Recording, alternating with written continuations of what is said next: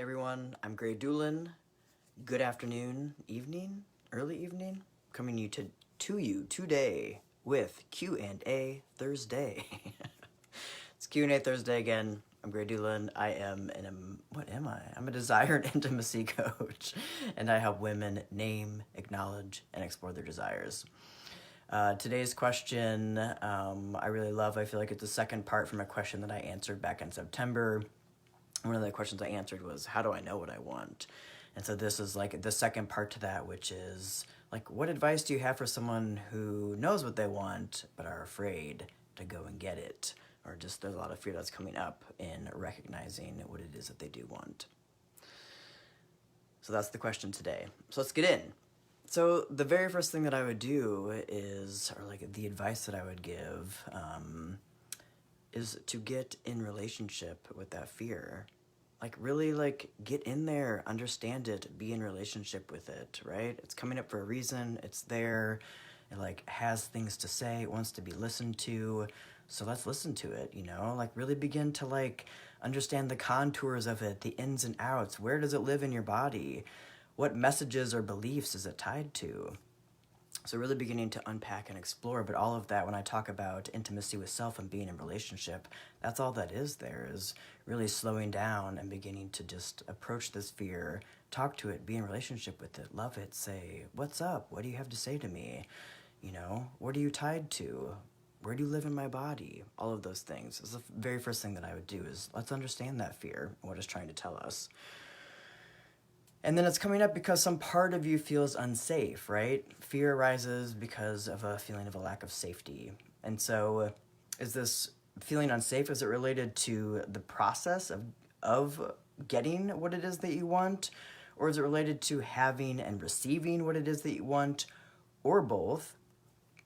It doesn't, again, there's no like in being in relationship with it, there is no right or wrong. It's really just like understanding it, And so I'm going to give an example here in a minute after I like walk through these steps, but really understanding like where is the feeling of lack of safety? What is that tied to in this thing that I desire?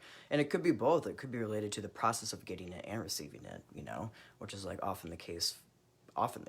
And so then the third piece of that, right? So for understanding what this fear is, what it wants, where it's coming from, what like beliefs and stories and narratives and past experiences it might be tied to, and the way that it's living in our body, we recognize then that there's some part of us that feels unsafe in either engaging in this process or having this thing. So then we need to cultivate that safety within us then related to this thing that we want. We need to find safety in our bodies around this thing that we desire. So we need to, talk, the second pillar of the embodied manifestation method is this idea of increasing our capacity to be with sensation. And that, in this example, would be that. So we need to both, this relational piece of being in relationship with the fear is around increasing our capacity to be with that fear, to name it, to acknowledge it, to be with it, but then also in recognizing that this stems from a feeling of lack of safety or feeling unsafe, then we get to increase our capacity for safety in our bodies as well. It's beautiful. Like, what a beautiful opportunity, And so, and that's like a whole other thing about how we do that, but that would be like the third piece of this then is, so we know that we're unsafe, so then how do we bring safety to these parts that feel unsafe related to the process or this thing that we want? So that is the advice that I would give when you know that you want something but have a lot of fear coming up around that. Like work these steps, like do this inner exploration, this sort of like depth work. I feel like with the Scorpio new moon today and this like upcoming lunar cycle, that like the depths and the mirrors and understanding ourselves sort of inside and out. It's like a perfect season and timing to do this like deep exploratory work. Thank you, Kasha. It's good to see you. And thank you for commenting. So an example that I would give for this, I don't know, let's say that like you want to make a foray into the adventurous world of online dating. God bless you if that's the case, And so... Right, so this is the thing that you know that you want. You want to like begin engaging in intimate relationships, and the way that you want to do that right now is through online dating. So to apply the step that I just gave then, right? So when you think about that or like know that this is the thing that you want, like you feel fear about that. So sit with that. Begin to first notice, where is that a fear arising in your body, or where is the sensation of fear existing already in your body? Like doesn't even need to necessarily arise, like it's just there. So recognizing, being in a relationship with it, where it is in your body, just being able to identify that, what the sensation of that is. And then do you have beliefs? Where does the mind come in this aspect, right? So with the online dating, are there beliefs about there's no one out there for me, it's never gone good in the past, it's so much work, no one's gonna love me. So like, what are all of the beliefs or stories or narratives then tied to this thing that you want, feeling a sensation in your body? What beliefs, how's the mind contributing to this fear that's coming up? Again, in this step, this is just data collection. This is just being with it. It's just observing, because oftentimes we just blow right past all of this stuff, and this is where all of the information lies. This is like what the body and like what the information is trying to tell us. This is what wants to be seen, what wants to be heard. Sometimes it just needs to be acknowledged and say, like, I see you. I hear that you like think that no one is ever going to love us. And then, right, we can like move on into this thing that we do want for ourselves. So really beginning to both, understand what's happening with the body and like where the mind comes in with that too, and these stories we might be telling ourselves about this thing that we want.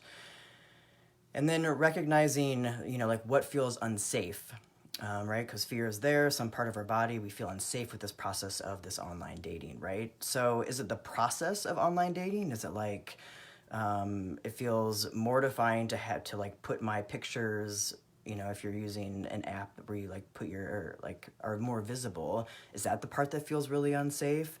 Is it about having to message someone for the first time? Is it about the fact that like, oh my God, someone like might actually like you, and then you would like have to go on a date and deal with that? Like what aspect of the like thing that you want, right? Is it the process? Is it receiving or actually getting the thing? What part feels unsafe about that? And again, just like the first step, it's really, there's no judgment about it at all, but really beginning to unpack and understand and slow down what's happening for us in these processes.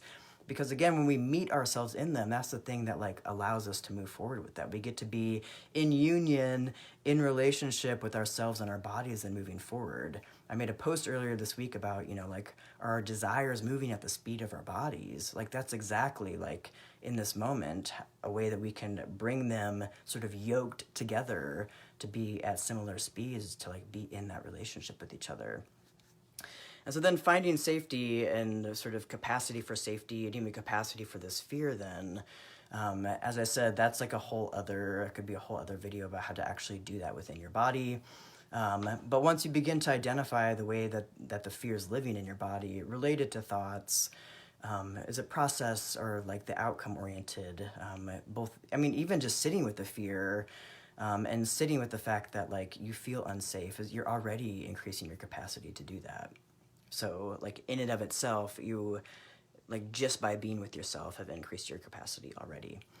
And if you want to learn more skills then about how to increase that feeling of safety in your body, especially as it relates to each of these steps, like if I know that like putting my photo out to be seen is the thing that makes me feel the most unsafe or like the most fearful, how do I bring in steps so I can feel more safety around that in my body when I do those things?